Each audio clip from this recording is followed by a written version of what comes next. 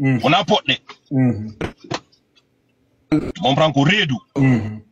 bena odo ko jibinande pullo fuuta afami nene bobo no andi ko nene bobo tunga andi ko ombo woni baba bobo misiki dey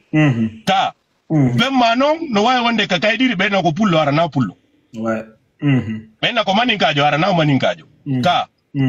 donc wattanen yila eno no dankorto de non sonnabe memben e piji go no ton ne wonde si yewtino ko gosi be ni ko bewre be woni olude aren ka réseaux sociaux ji hollembe bewre sina dum neyembe waajo dembe danko dembe hara goddo yanani en afami hara goddo yanani en sonnabe memben ko wadetembe kon on fami woni ka nedi woni ka critique voilà on fami ka joni grand habbono mi landoma pi ngotum par exemple hanki mede joginodo kadi ka wondo critique ko honno e nder famille natirta yetta debbo redujo okka ko hara halnali mo dum non kadi no doit dénoncer wala doit ka dénoncer non mais Habi est-ce que c'est à deux niveaux un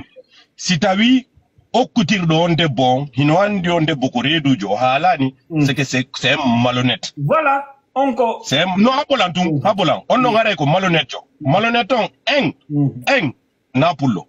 andiraka dum pullo andiraka dum ko dumbu ya o yetta voilà pullo andiraka dum madun deux o wada tu comprends o wada hara kanko tigiri o anda mais tedditiramo hara wanda tedditiramo hara après kanka de wawata anyude mo makko o wata elto no mi ngari mi anda no wadini no wattitirini o lutta don yana e hore makko kanko wona ko kanko woni yennete don wona ko kanko woni malhonnête jon on famille il faut qu'on fasse très attention mais ay dum non faut c'est pas important le plus important moi pour moi no mi halir non blédar ko mi nyanga cartel ko mi nyanga à chaque fois j'adore vos débats parce que débat di wado tonni ça ne veut pas dire forcément toujours do mari gonga hore ko halo tonko mais ce qui est important nder ko wado tonko en fait vous provoquez la réflexion et le débat wobeina je suis d'accord wobeina je suis pas d'accord ko dum be ni démocratie ouais comprends min pour blédar ko hali ko gonga makko meera mi on digina o blédar fene woni ko pay ko ni go wadi ça provoque le débat himbe be yewta be cippo ko live après be yewta hakune mabbe. C'est ça qui est important. Donc, aujourd'hui, vous avez une certaine force. Et je le dis en français pour que tout le monde le comprenne. Vous avez une certaine force qui fait que, les frères, vous pouvez non seulement, valoriser, c'est-à-dire ce que vous estimez être en train de défendre, c'est-à-dire votre ethnie, mais au-delà de valoriser votre ethnie, vous pouvez valoriser l'éducation commune de votre pays. Avami, debo jam photo don. On a ka fulbe bentungo woni yurde goy maka manika bentungo woni yurde maka soso bentungo jam photo don ko jam photo do tun jam fante ala leñol afami yondi ni do on kadi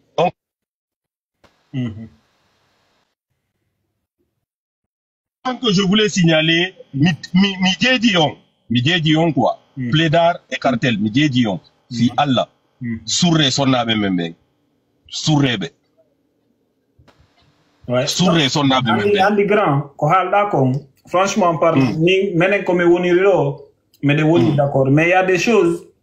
ko be na takon hewti niveau mo danda vraiment il faut se dire les choses pour wawe réguler société on parce que objectif je suis d'accord parce que je suis d'accord avec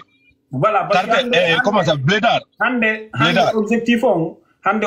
on comme wono din 18 000 € jidi wonda innude donc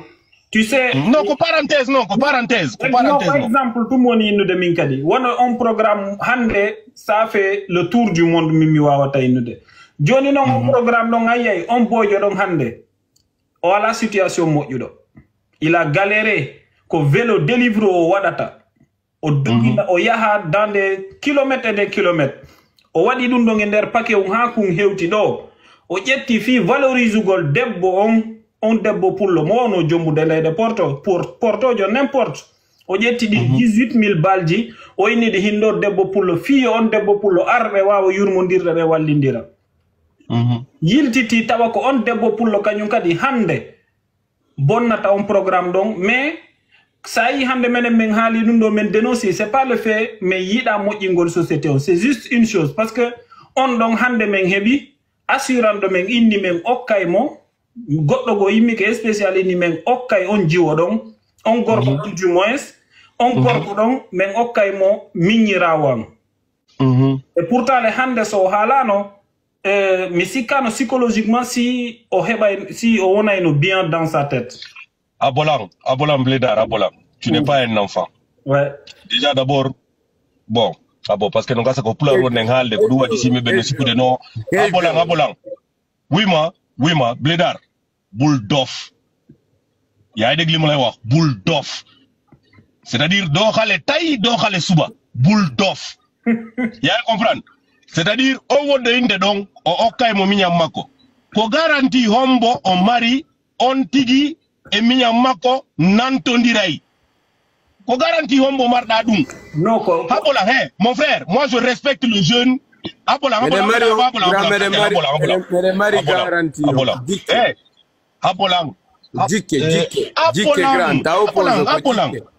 Je respecte le jeune. Je respecte 4 ans d'aventure wadi. 4 ans d'aventure. Cartel mitanan cartel seda. Mi hala ko mi. 4 ans. Je respecte. OK. Je respecte le jeune. Je immido donc wadi aventure. O yale de Porto. O wadi vélo. O économiser a 18 000 euros. Tu comprends nos pays? On a dit si yo jiwo arutawamo. On gorko donc mi do respectimo. Je respecte ses efforts parce que wona gorko wondo way wadde dum. Exactement. Afami na gorko wondo way wadde dum goy. Mais si tawi non, si tawi ko wadiri kon dum don ko fiyo jiwo nyinnu mi ngo investisi 18 000 hore yang no wadi ni no wati are na fi gigol wonde ngalde ande kadi ko fi mbudi. Non mais ça fait no abolang. No abolang tun. Koto andi ko nunji grand ko nunji on jabi mo.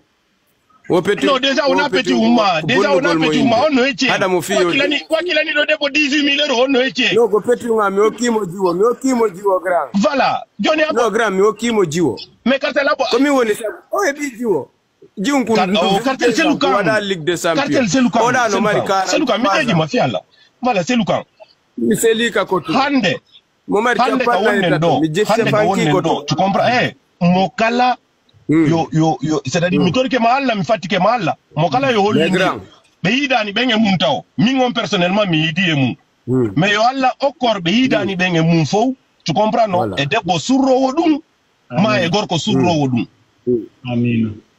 tu comprends c'est ça le plus important mais si tawi mawdo e wondi e yangodike yangike ha mi bi 18 000 euros mi addi male de Porto a ari en wondi en famondirani si tawi ko cartel e jani alpha et Blédard doit wonde ka internet do jugement c'est que mawdo hari wona gigol wondi o godde mo fena nyoya no abolande grand ko gore ne nongo andi gore ne grand abode taw gore ne ngari ndey da zen jonko ba ndey o wadi 4 ans avant tu pays Maghreb o yititi Guinée no na gawa ya no arrêtez ça ta wonu dum no non farba Godo wadi dum wadi la même chose sonnajo sosojo le de Porto la même chose dum non kadi wadi buzz internet no mi andi mais wado vite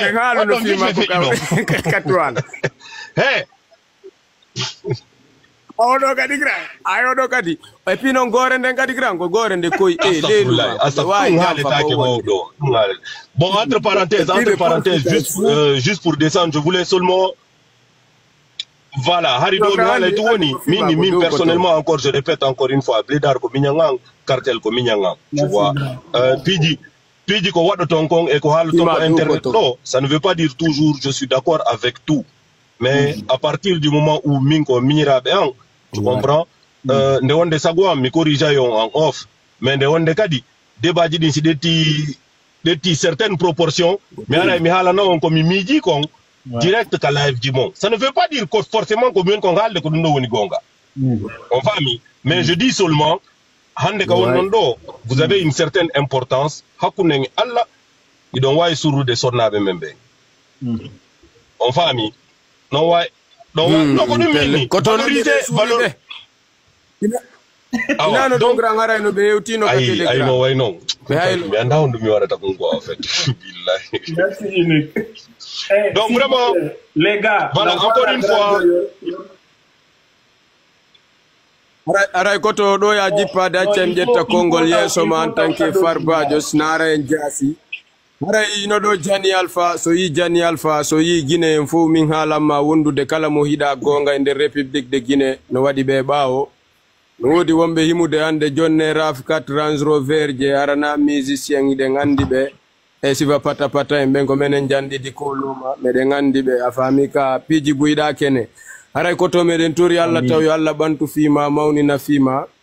e a yewti do nanen kongol be wisi dengal towi hakkil soray o yewti fi sonnajo wano par exemple sonnajo mo Allah okkimo on kanko e yi on sonnajo gonga ko wiyeta ko goddo nanata sivaden sonnabe jette exemple ji piji buy e sonnabe moddube Fouta Diallo siva min halama nene min halama Alman Bouakar en der Fouta Diallo ndare sonnabe ko wawbe jibinde Cerno Sadumo Dalengen Cerno Samba Mombeya en jodibe min halama windi defte Qur'an min halama tawata ya Arab Saudi wobbe mabbe wata den satude ha adna lanna ko dun sa hali fi sonnajo si muynini ma biradam pullo a muyni dan ko hikma moƴƴo a heɓay gandal Allah fuɗinay ɗum min haalama haray ko to mene meɗe weltanima ko tawde min haalama immorde inde nde marɗa nden fof e ko nantuɗa kon fof e tawde min haalama hande adna on fof no andi fiima haray ko to a amali a accali hari a tawi miññiraɓe ma haray meɗe weltanima weltorma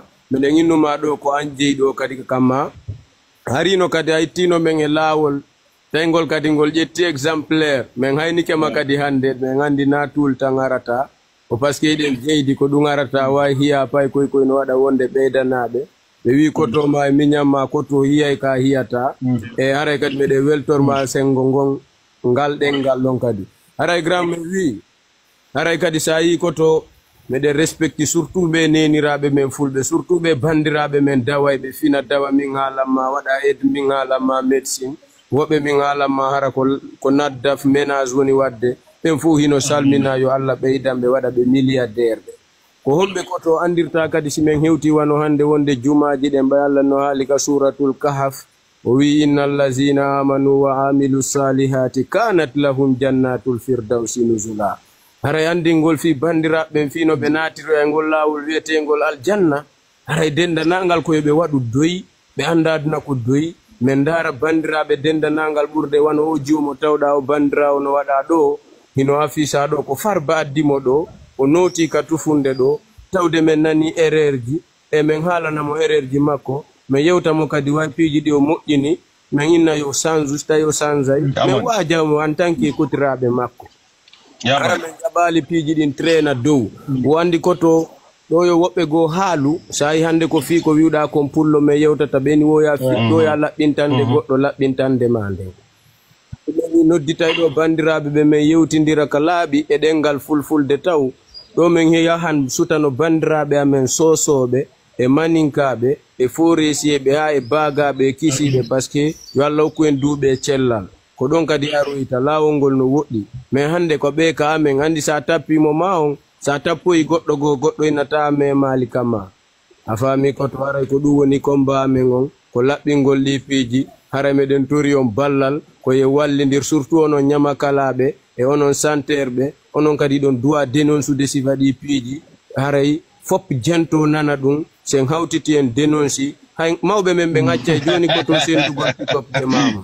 yowatali baɓe mum min haalama hara no ya waɗoy gol par ce que hande mawɓe Fouta Diallo koto ɓe ñappude ɓe acca ñappugol na koto ko welirtalam kon fof ko welirtalam kon fof ko hunde wote ɓuuri ɗani ko on ɗum hiɗa jangi yo Allah waɗ barke ma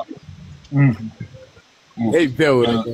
yo Allah waɗ barke ma e jani duwani kala hande kadi joni ko enen donc mi yo mi continue nani bewre koto amina joni ko wono ko enen et encore une fois sista mo mi tawi on ka live ɗo minani seda ko be explique comme be yi pay kun no fima kama des trucs comme ça lundo woni awada ta sister iwedum sitawi ko am fima ta yeso biddo ma on ta wadu sitawi ko modi ma fima ta yeso biddo ma on ta wadu sitawi himbe yara e kama fi tum fimugol yeso biddo ma ben wata wadu tu comprends parce que pay kun ko yiri ko mboko ba ko dungo nyembata so ni lagine no boni ay joni so ni lagine no boni e no bonu de ay joni ko wonne ko nyirde maw memmen ko du wonne ko piyude ko fenande e kan sugol e nyamugol ngenari ko du wonde wadde dum non non le idi le e sendugol ko du woni ngenari le idi fo no tawa e mum si mawbe membe fewi joni fa ben feway donc enen ay en ni leydi din no wela en himbe leydi din no wela en joni waden ko watten kon fof wona feere hara pay ko nyemba yen labe dum ko woni cartel no duwa accude mantugol bewre cartel no duwa accugol mantugol yennugol nene baba